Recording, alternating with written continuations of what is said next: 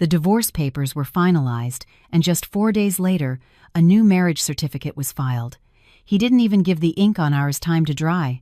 Sarah Hayes remembered that day with perfect clarity, walking out of the Cook County Courthouse with the signed documents in her hand. Daniel Miller had taken his copy with the detached air of someone canceling an old contract. "All right, it's done. Don't call me again. Let's just live our own lives," Dan had said before turning his back on her. Sarah watched him go and let out a laugh, a hollow, bitter sound. 20 years of marriage, and that was his parting shot. 4 days later, a text message from a friend buzzed on her phone. "Sarah, did you know Dan got remarried? I just saw him doing a wedding photo shoot." Sarah read the message without a change in expression. She had expected it. Chloe Jensen. He and that woman had been seeing each other for over a year. That afternoon, Sarah sat in her office at Green Valley Foods, a mid-sized food distribution company she had co-founded. While she and Dan were technically partners, Sarah was the one who actually ran the business. She opened her laptop and began reviewing personnel files. Megan Miller, Operations Support Manager. Employed, 5 years. Dan's younger sister, her former sister-in-law. Sarah slowly scrolled through Megan's work records, performance reviews, client management logs, procurement orders. As she opened each file, strange inconsistencies emerged. Why are all the client contacts listed with personal cell phone numbers? Sarah saved the file and quietly looked out the window. She would deal with her emotions later. Right now, she had a company to protect. At the same time, her former mother-in-law, Barbara Miller, was chatting with neighbors in front of the local grocery store. "My son is getting a fresh start," she announced proudly. He met a wonderful, younger woman. "Oh my, what about his wife?" someone asked. "She was always so cold," Barbara said with a sigh. "Never cared for housework, always at the office. It wears a man down." She framed the entire situation as Sarah's fault, never once mentioning that her son had been having an affair. Still, a divorce seemed so harsh. "These things happen," Barbara dismissed. "As long as my son is happy, that's all that matters." There was no hint of regret or sympathy in her voice, only justification for her son's new life. The next day, Chloe's Instagram was updated. A photo showed a sofa covered in luxury shopping bags from brands like Chanel and Gucci. The caption read, "A wedding gift to myself. My life starts now. Number happy day, number new beginnings, number treat yourself." "Time for an unboxing video," she chirped in her story. "These are presents from me, to me." One by one, she pulled out designer handbags, shoes, and wallets, flashing the price tags for the camera. "People say you have to make sacrifices in marriage." "Not me. I'm the main character of my life."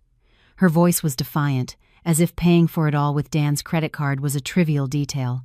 That evening, Sarah opened the family group text on her phone. The chat, named the Miller family, included Barbara, Dan, and Megan. She scrolled up, looking at the old messages. "I'll handle the Thanksgiving preparations." "Mom, I'm taking you to your doctor's appointment." Megan, "I reviewed that report for you." They were all messages from her. The replies were always brief. "Okay. TH3. Got it." Sarah stopped scrolling. She quietly tapped the Leave Conversation button. A system message appeared. "Sarah Hayes has left the chat, but no one reached out." She then opened the company-wide chat and posted a brief, professional announcement. Subject: Upcoming meeting regarding organizational restructuring. Details to follow. It was a standard corporate message, devoid of emotion. Her employees saw nothing unusual, but for Sarah, the plan was already in motion. 2 days later, Barbara called the office. "Hello?" Sarah answered. "Sarah? It's me. Listen, you know our Megan is a good worker, right?" "What is this about, Barbara?" "I'm hearing strange rumors at the company." "You're not thinking of firing Megan, are you?" Barbara's voice was laced with suspicion. "Barbara, that's a company matter. You need to separate personal and professional matters." "Personal and professional? Is that what you're pulling now?" "We were family." "I'm not your daughter-in-law anymore. We're divorced. Even so, Megan is my daughter and a longtime employee of your company. You don't just fire people based on a whim."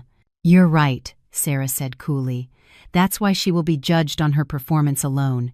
She hung up before Barbara could reply. Furious, Barbara clutched her phone, but Sarah had already moved on. She called her head of HR into her office. "Please draft a memo on restructuring the operations support team," she said quietly.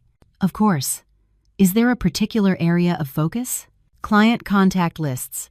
I want all client information migrated from personal accounts to the central company system. Make that a priority." The HR manager nodded. Sarah then pulled out another file and spread it on her desk. It was the list of clients Megan managed. Every contact was Megan's personal cell number, and the associated email was a personal Gmail account, not a company one. So she was treating company assets as her personal property. A small, knowing smile touched Sarah's lips. Now she understood why Megan was so confident in her own abilities. She hadn't built relationships for the company. She had created a private network that she alone controlled, and Sarah was about to reclaim it. The stage was set to reveal Megan's true competence, or lack thereof. After deciding to reclaim Megan's private network, Sarah spent a week gathering evidence: client communication logs, purchase order approvals, payment confirmations. Everything was routed through Megan's personal channels, not the company's system. On Monday morning, Sarah called Megan into the conference room. "What's up, Sarah?" Megan asked, walking in with a coffee in her hand. She looked completely at ease, clearly not imagining she could be fired. "Have a seat," Sarah said, placing a stack of documents on the table. Megan glanced at them before sitting down. "This meeting is about the organizational restructuring." "Restructuring?" Megan's tone sharpened with suspicion. "What does that have to do with me?" "As part of this restructuring, your position, Manager of Operations Support, is being eliminated. Your employment is terminated, effective immediately. Please review this paperwork and sign." Sarah slid the termination notice across the table. Megan's face went pale. "What? Terminated? What are you talking about?" "We are consolidating roles within the operations support team to eliminate redundancies. The justification is sound." "Redundancies? Who's going to manage my clients without me?" Megan's voice rose. "From now on, all client management will be centralized through the company's system," Sarah replied calmly. "The practice of using personal accounts will no longer be permitted." "And that's a problem for me?" "It's not a problem. It's an improvement. Allowing a single employee to monopolize company assets creates unacceptable risk." Sarah's gaze was steady. Megan threw the papers down and shot up from her chair. "Fine, I'll leave, but you'll regret this when you see how much better I do somewhere else." "Perhaps," Sarah said evenly. "We'll cross that bridge when we come to it." Megan scoffed and stormed out of the conference room. The door slammed shut, the sound echoing through the office. That afternoon, Barbara Miller arrived at the company.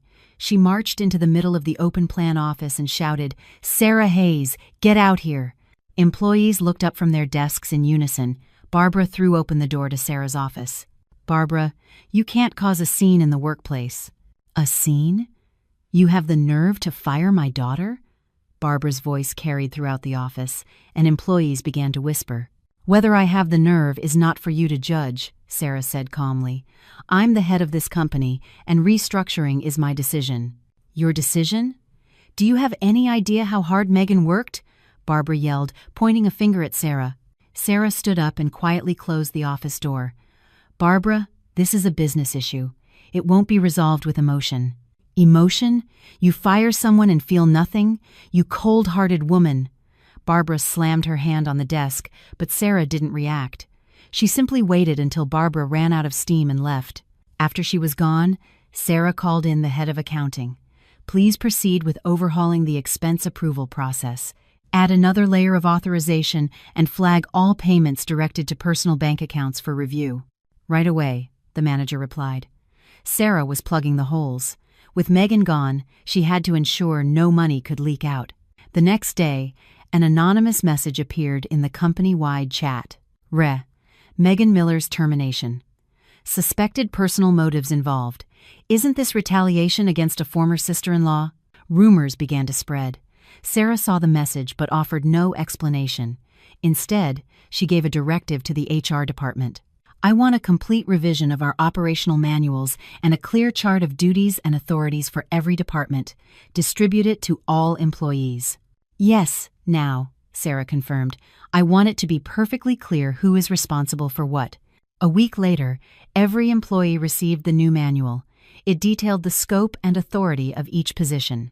The client management duties that Megan once handled were now broken down and clearly defined. The employees read it and nodded in understanding. "Ah, so that's why the system changed." It makes sense. When Megan handled everything herself, nothing was transparent. The rumors died down on their own. Instead of arguing, Sarah had answered with structure. Meanwhile, at a family gathering, Barbara held court. "You know my former daughter-in-law? She's running that company like a dictator." "What happened?" a relative asked. "She fired my daughter. It's revenge for the divorce. She acts all high and mighty as the boss, and this is what she does." The relatives clucked their tongues and bad-mouthed Sarah, but no one asked why Megan had been fired. A few days later, as Megan packed her desk, she delivered a final parting shot. "I can take more than half of my clients with me. Don't say I didn't warn you, Sarah." She walked out of the company with her head held high. Sarah watched her leave from her office window. That afternoon, her phone rang. "Miss Hayes, this is Ken from Apex Foods." "Ken, how are you?" "Good. I just need to confirm our invoice for this month." I tried calling Megan, but she didn't pick up. "Megan is no longer with the company. From now on, I'll be handling your account personally." "Oh, really?" "To be honest, we always preferred dealing with you directly anyway. Megan could be difficult at times." After hanging up, Sarah checked her call log. Several other clients had already tried to contact her on her personal line. Megan's clients, she thought with a wry smile. Megan believed she managed those relationships, but in reality, the clients were looking for Sarah all along. Megan had just been a middleman. The clients she threatened to take with her had no intention of following.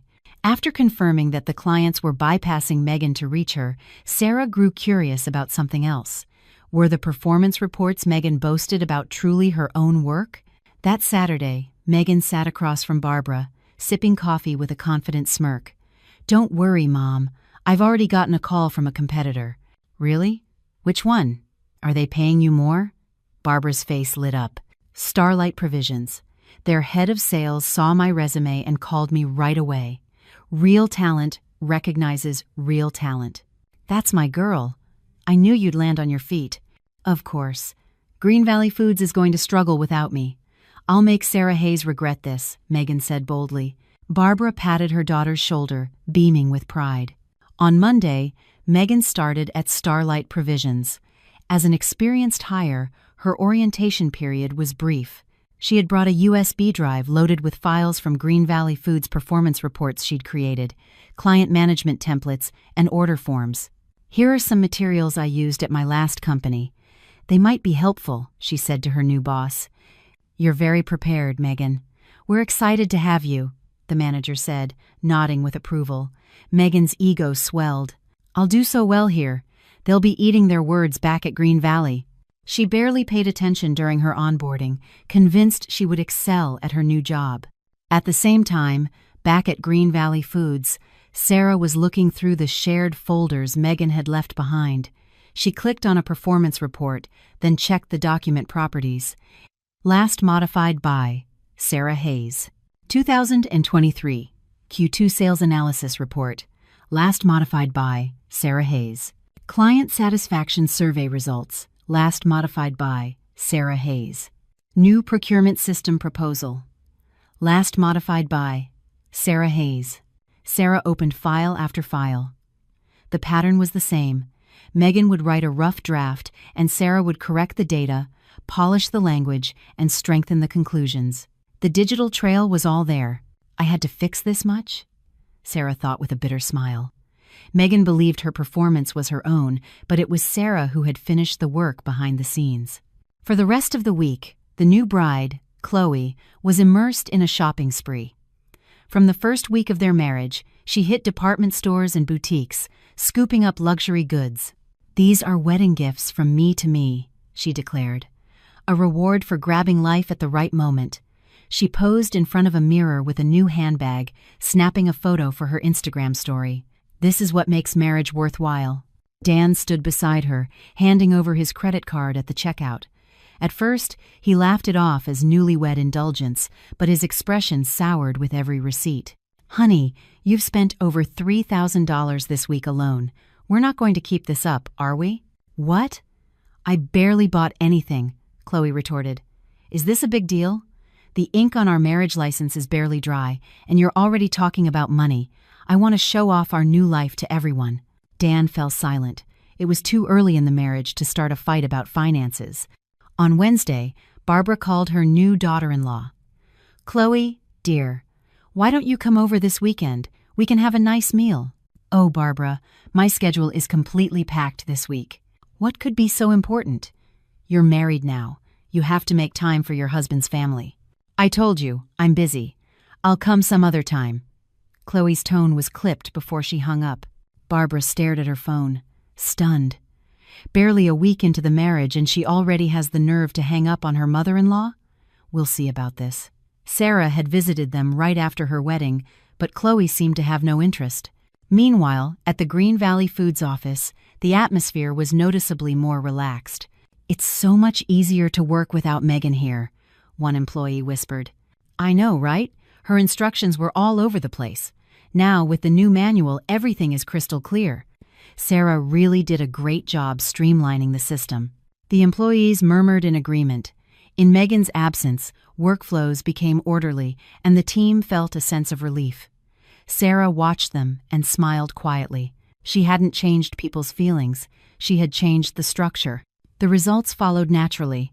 On Friday morning at Starlight Provisions, Megan took her first client call. "Hello, Triton Foods Procurement." "Yes, this is Megan Miller from Starlight Provisions. About our latest order, I need you to recheck the unit price. It's different from last time." Megan fumbled with her papers, pulling up the price sheet. "The price is correct on my end." "What do you mean it's correct? It's $1 higher per unit than last month. Did you even look?" The client's voice grew sharp. "I'm telling you, I checked." "Is this how you check things?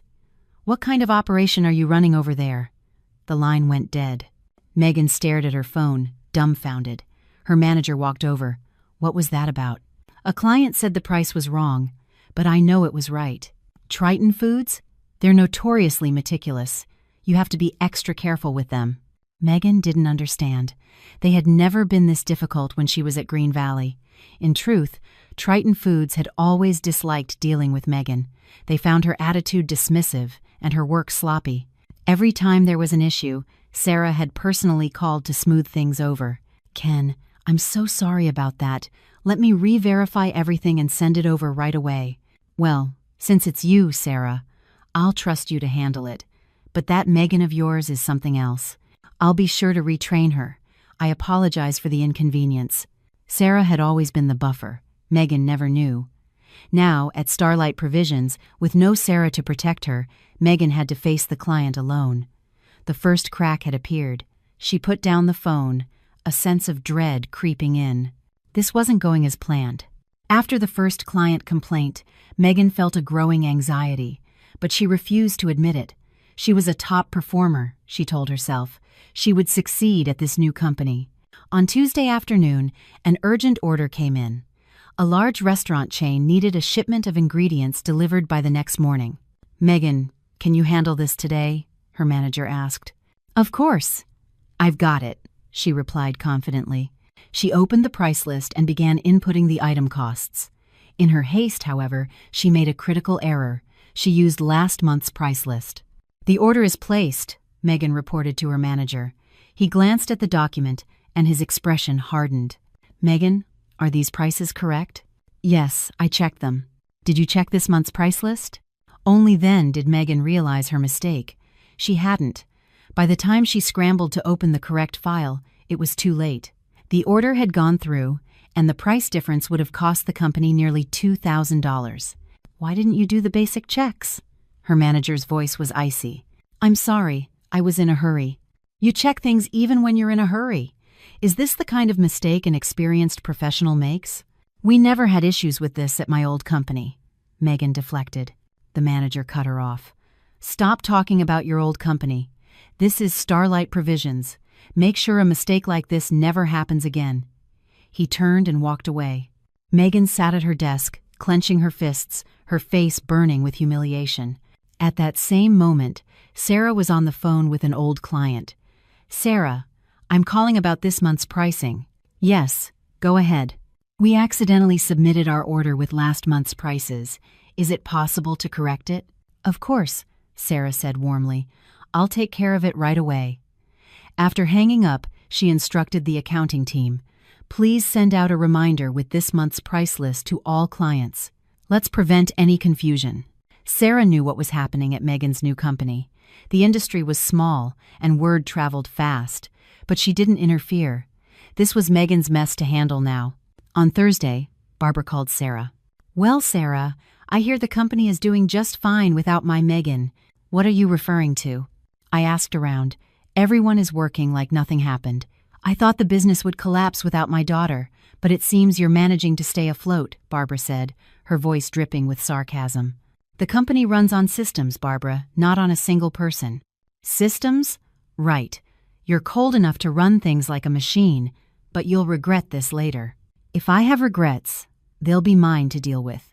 You don't need to worry about it," Sarah replied calmly and ended the call. Barbara slammed her phone down on the table in frustration. That weekend, the newlyweds, Chloe and Dan, were arguing at home. "Honey, should we go visit my mom this weekend?" Dan asked tentatively. Chloe, in the middle of doing her makeup, turned around. "Your mom's house? No, thanks. We haven't been there once. We should at least say hello." "It's uncomfortable. I don't want to go. Let's go to my mom's place instead." Dan sighed. "How about next week then?" "Not next week either. I don't want to go to your parents' house. You can go by yourself." "How can I go by myself? You're my wife now." "That's your problem." "I hate going to the in-laws," Chloe said dismissively as she applied her lipstick. Dan didn't know what else to say. At the end of the month, Dan received his credit card statement. $8,000. It was a single month's spending. He stared at the bill, his face turning white. "Chloe, what is this? What on earth did you buy?" he yelled. Chloe emerged from the bedroom. "What's wrong?" "The credit card bill is $8,000. "What have you been doing for the past month?" Dan shouted, shaking the statement for the first time in their relationship. "So? We're married. Your money is our money." "Our money? Does that mean you can spend it into oblivion? We'll go bankrupt." "Of course. To be happy, I need to spend this much. Didn't you promise you'd let me do whatever I wanted? Did you forget that already?" Chloe shot back, completely unabashed. Dan was speechless. "Even so, this is too much." "What's too much? Did your ex-wife not spend money? Are you comparing yourself to her? Do you have any idea how long I waited for you, how much anxiety I went through? Consider this my compensation." Faced with her counterattack, Dan fell silent. Chloe went back into the bedroom and shut the door. On Tuesday, a regular team meeting was held at Starlight Provisions. When it was Megan's turn, she began her presentation on the quarterly sales analysis. As she clicked through the slides, a senior manager sitting next to her frowned. "Megan, this template looks familiar." "Oh, I made it myself. Because I can faintly see the Green Valley Foods logo right here," he said, zooming in on the screen. Sure enough, a faint watermark was visible. Megan stammered, flustered. I must have forgotten to delete it." "Forgot?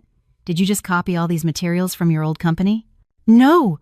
I made the content. I only used the template," Megan insisted, her voice rising. But her manager asked coldly, "Did you leak proprietary data when you left your last job?" "It's not a leak. I made the documents, so they're mine.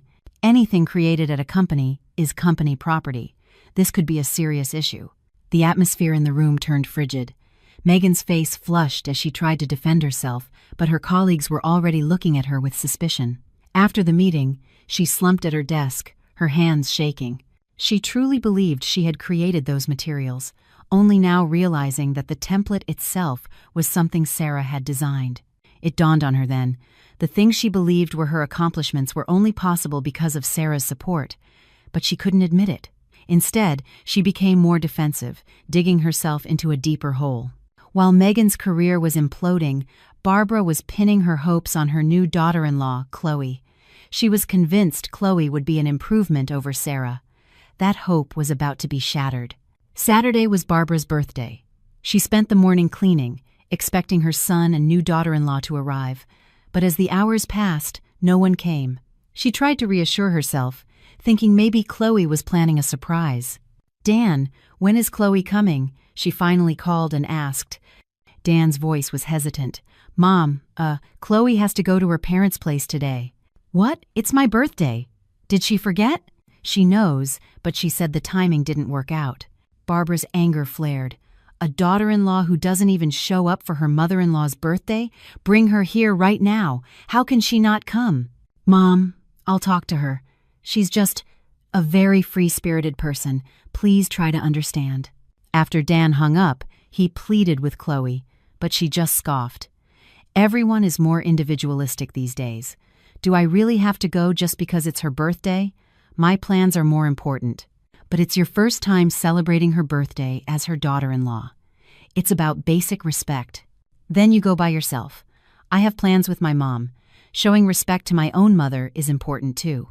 Chloe grabbed her designer bag and walked out the door, leaving Dan staring at the empty space where she stood. That evening, Barbara was back at the grocery store, venting to her neighbors. "My new daughter-in-law didn't even come for my birthday. What are young people so busy with these days?" "Oh, really? That's too bad. You must be so disappointed." "My former daughter-in-law was never like that. Sarah always gave me a generous gift and even took me to my doctor's appointments." For the first time, Barbara recalled Sarah's kindness, the monthly allowance, the rides to the hospital. "I remember her. She had such a good reputation in the neighborhood. Why did they break up?" "Well, I guess their personalities didn't match," Barbara mumbled. She couldn't bring herself to admit her son had cheated. On Monday, a colleague at work cautiously approached Sarah. "Miss Hayes, my mom told me something. Apparently, your former mother-in-law has been talking about you a lot lately." "Oh? What is she saying?" "That you always gave her money, that you were a dutiful daughter-in-law." Sarah gave a weak smile. To say that now, of all times, for a fleeting moment, she felt a pang of something, wondering if their relationship could be repaired. But she quickly shook her head. If she went back, the same toxic cycle would repeat itself. Barbara hadn't changed. She was just romanticizing the past because her present was uncomfortable. "It's fine," Sarah said calmly. "They're not my problem anymore." She turned back to her work. On Wednesday evening, Barbara called her. "Sarah, it's me." "Hello, Barbara," Sarah replied, maintaining a polite tone. "You're still human, aren't you? You should visit us sometime. Think of all the years we spent as a family." "Barbara, I am no longer part of that family. Even if you're divorced, there are still feelings. You know how well I treated you." Barbara's voice was soft, but her true intentions soon surfaced. "But you need to admit when you're wrong. Firing my Megan, shaming our family. You need to come over, apologize, and make things right. Understood?" Barbara was still blaming her. Sarah hung up the phone and sighed. Nothing had changed. That same week, there was good news at Green Valley Foods. They had just signed a contract with a major new client. "Miss Hayes, we've secured the deal with Sterling Group." "That's fantastic. Great work, everyone." Sarah shook hands with her team. By eliminating the family drama and focusing solely on the business, the company had become more stable than ever. Clients trusted Sarah's professionalism and followed her lead. Meanwhile, Megan was struggling at Starlight Provisions, working late every night to fix her mistakes. "This is all my old company's fault," she muttered to herself. She blamed Sarah for not training her properly and faulted the company's systems. She never once acknowledged her own shortcomings. "Sarah Hayes ruined me. It's all her fault." She continued to build a narrative of victimhood. That weekend, Chloe posted photos from a trip to Hawaii on Instagram. The hashtags read, "Number Healing with Mom," "Number Mother-Daughter Trip," "Number Good Times." "My mom is the best. This trip was amazing. Let's do it again next month." In the photos, Chloe and her mother were smiling at a luxury resort. The entire trip, the 5-star hotel, the fine dining, the shopping was paid for with Dan's credit card. The total came to over $5,000 for 3 days. Dan just sighed when he saw the bill. Arguing would only lead to another fight. That evening, Barbara was once again talking about Sarah with her neighbors. Sarah used to give me a monthly allowance, every single month without fail. She sounds like a great daughter-in-law. She was. I didn't realize it then, but thinking back, she treated me very well. I could use that money for whatever I wanted. Now, my son and his new wife don't send me a dime. She acted as if she missed Sarah, but in private, she still directed all her blame toward her. That night, Sarah was at home organizing old bank statements for her tax filings. As she reviewed the transfers to Barbara's account, she noticed something odd. March 2022. Transfer to Barbara Miller, $500. March 2022. Transfer to Barbara Miller, $1,000. Additional. She racked her brain. That was when Barbara had called, saying Megan urgently needed money. Sarah checked further back. A similar pattern emerged. On top of the regular $500 monthly allowance, there were irregular transfers of $300, $500. July 2021. $1,000. Megan's credit card bill. November 2021. $700. Megan's emergency. May 2022. $1,000. Megan's medical expenses. Sarah checked her notes. They matched the reasons Barbara had given her each time she asked for more money. It was all for Megan. So the allowance I gave her was used to pay off Megan's debts. Sarah let out a hollow laugh. Under the guise of family, Barbara had been funneling money from her to Megan, treating it as an entitlement. Closing the file, Sarah made a promise to herself. She would never, ever go back. After realizing that Barbara had used her allowance to cover Megan's debts, Sarah closed the door to that part of her life for good. On Tuesday afternoon, Chloe was sitting at a cafe with her mother. "Mom, here's your allowance for the month. Let me know if you need more," Chloe said, handing her an envelope containing $1,000 in cash. "Oh, Chloe, this is so much." "Of course. Enjoy it, Mom. I'll give you more next month." Chloe's face was full of pride. Her mother took the envelope with a pleased smile. "You're such a good daughter. And Mom, I booked a trip to Vietnam for us next month." "Really? But we just got back from Hawaii. Won't your husband say something if you're away from home so often?" "Don't worry. I handled it. Dan doesn't dare say no to me," Chloe said confidently. The money, of course, was all coming from Dan's bank account. That evening, Barbara called Dan. "Dan, is Chloe coming this weekend?" "Mom, I'm so sorry." "She's not coming again?" Barbara's voice rose. "She has to go to her parents' place." "She's always going to her parents' place. When is she going to come here? She hasn't even properly greeted us." "I'll talk to her." Dan sighed and hung up. He cautiously brought it up with Chloe. "Honey, my mom wants us to come over this weekend. I have to go to my mom's." "You always go to your mom's. Can't we just go to my parents once?" Chloe put down her phone and looked at him directly. "You want me to ignore my family to see yours? That's my choice to make. Even if it's a choice, you have to show some courtesy. My mom is hurt. We can just stop by for a little while." "Courtesy? I hate the atmosphere at your parents' house. It's uncomfortable. If I don't want to go, I'm not going." Chloe stated her position firmly and disappeared into the bedroom. Dan collapsed onto the sofa. The next day, Dan went to see Barbara alone. She immediately started complaining. "Why isn't Chloe coming? Is she ignoring me?" "Mom, she's just busy." "Busy with what? She's always at her mom's. It's not like she works. She does nothing all day." Dan looked uncomfortable. "I'll try to convince her." "Convince her? You're her husband. You should be bringing her, not convincing her." Dan didn't answer. At home, he had to cater to Chloe's whims. With his mother, he had to soothe her anger. Caught in the middle, he was growing exhausted. That week at Green Valley Foods, a rumor started circulating again. The boss fired her former sister-in-law. It had to be personal, right? No way, I heard it was purely a performance issue. As the whispers continued, Sarah made a decision. She called in the head of HR. "I want to quantify our entire performance review process. Set clear KPIs, create quarterly evaluation forms, and make the results transparent to all employees. Effective immediately?" Yes, when fairness is demonstrated with numbers, the rumors will stop. A week later, employees received the new evaluation system. Everything was clearly measured: contribution to sales, work accuracy, teamwork scores. Wow. Looking at this, it's obvious why Megan was let go. Yeah, the numbers don't lie. It all makes sense now.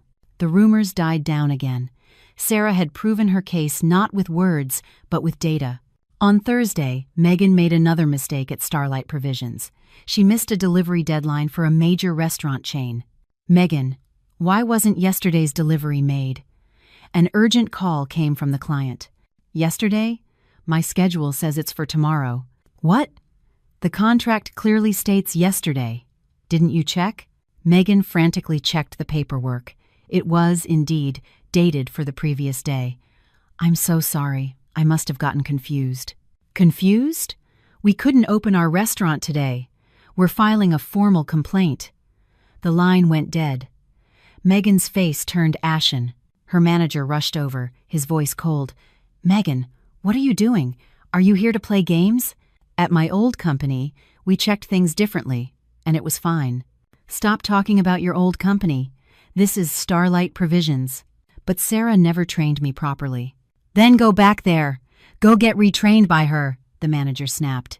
If your old company was so great, go back. But stop making excuses here. Megan bit her lip, speechless. On Friday, Barbara ran into an acquaintance at the market. How's the new daughter-in-law? Are you happy? She's fine, Barbara mumbled, not wanting to admit the truth. Instead, she found another target. You know my former daughter-in-law, Sarah? She's a ruthless woman. Ruthless? I met her once, and she seemed so calm and polite. No, she fired my daughter and abandoned her family. That's the kind of person she is. Barbara continued to blame Sarah, redirecting the stress Chloe was causing her. Over the weekend, Dan was at home trying to sort out his finances. He noticed a strange pattern in his bank account. 5th of the month, $1,000, living expenses. 15th of the month, $500, living expenses. 25th of the month, $300, living expenses. Honey, he asked Chloe, what are all these living expenses transfers? They're living expenses, she replied, annoyed. But they're so frequent. You need to explain what each one is for. The 5th is for our household, she snapped. The 15th is to help my mom with her living expenses, and the 25th is her allowance. Her living expenses? Why is that coming from my account? Dan's eyes widened. My mom lives alone, so I help her out. So you're sending your mom $1,500 a month? What's wrong with that? She's my mother, Chloe said as if it were the most obvious thing in the world. Dan looked at the statement again. Over the past year, he had sent over $18,000 to his mother-in-law. This isn't a marriage, he thought for the first time. It's a sponsorship. Chloe was treating his family like they were invisible while pouring his money into hers. Sponsorship? Are you serious? What is wrong with you? Well, if you were going to send that much money to your family, you should have at least told me. Told you what for? You said I could spend the money as I saw fit. This is me seeing fit. Chloe saw nothing wrong with her actions. Dan clutched the bank statement and sighed. He finally understood what and who he had married. After discovering Chloe was sending $1,500 a month to her mother, Dan couldn't sleep. His bank balance was dwindling, and the credit card debt was snowballing. The thought that this wasn't a marriage replayed in his mind. On Wednesday evening, he made his decision. When Chloe walked in with new shopping bags, Dan was waiting for her in the living room. Honey, we need to talk. About what? I'm tired. Can we do this tomorrow? She said, tossing her bags onto the sofa. I want a divorce. The room fell silent. Chloe stared at him. A divorce? Did you eat something bad for dinner? I can't live with you anymore. Dan's voice was firm. Chloe was quiet for a moment. Then she scoffed. Fine, but you'll be paying a hefty alimony. Alimony? After all the money you've spent? Do you have any shame? Of course. You're the one demanding the divorce, so you have to pay. It's the law. Chloe didn't cry or beg. She immediately started calculating. Let's start with $200,000 as a base. Then add compensation for emotional distress. $200,000? Do you know how much money that is? You failed to be a committed husband. You always sided with your family and neglected me. I can definitely get that much, she said confidently. Dan was at a loss for words. The next day, Dan went to see Barbara. When she heard the news, her face turned red. Another divorce? How long has it been since you remarried? And now you want another divorce? Mom, I really can't do this anymore. What do you mean? You can't. I'm so embarrassed I could die.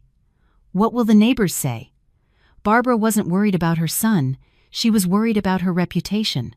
A son who's been divorced twice? My goodness. Mom, that's not what's important right now. My life is at stake. Of course it's important. Why is my life turning out like this? Barbara only thought of herself. Dan no longer expected any comfort from his mother. On Friday, Chloe posted on Instagram, "Marriage is not a solo act. It can't be sustained if one person isn't trying. I did my best, but my partner didn't. Now, I have to make a new choice for my own happiness." The accompanying photo was a blurry shot of a rain-streaked window. The comments poured in. "Stay strong. You did nothing wrong. Cheering for your new beginning." Chloe was carefully crafting a victim narrative while continuing to press Dan for alimony. "I spoke to a lawyer. I can get $250,000. Are you really going to do this?" "Of course. I can't afford to take a loss." She wouldn't back down. Dan felt like he was suffocating. That night, Dan drank alone, thinking of Sarah. "I took the easy way out back then." He regretted feeling bored in his marriage to Sarah, getting swept up in the excitement of meeting Chloe, and making the decision to divorce so lightly. "Maybe I should at least apologize to Sarah." But he couldn't bring himself to pick up the phone. He felt guilty, but taking actual responsibility for his actions was another matter entirely. In the end, Dan did what he always did. He avoided it. That same week, Green Valley Foods underwent its annual audit. An external team came in to review all accounting and HR records. "Miss Hayes, your personnel management system is exceptionally well organized," the lead auditor commented. "Thank you. The clear division of authority, in particular, minimizes risk. It's very impressive." The company received high marks thanks to the systems Sarah had implemented after Megan left. Efficiency is even better than last year. The employees were satisfied. The audit passed without issue, and the company grew even more stable. In contrast, Megan was becoming increasingly isolated at Starlight Provisions. After the delivery schedule mistake, she was removed from all important tasks. "Megan, I'm having Ken handle this project." "Why?" "I'm the one in charge of that account. You make too many mistakes. For now, just stick to support tasks." Megan was furious. "It's not that I'm not capable. People make mistakes."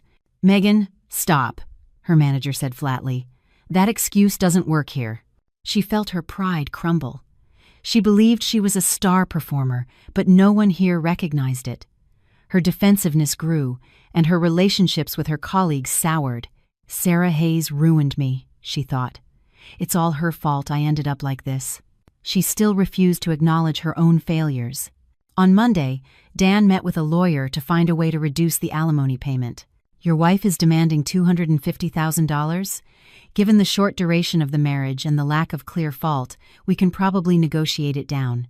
Are you considering an uncontested divorce?" "What about the division of assets?" "Division of assets?" Dan's head spun. He didn't even have a clear picture of his own finances. "Do you have any assets jointly owned with your former spouse?" "Well, there's the company stock."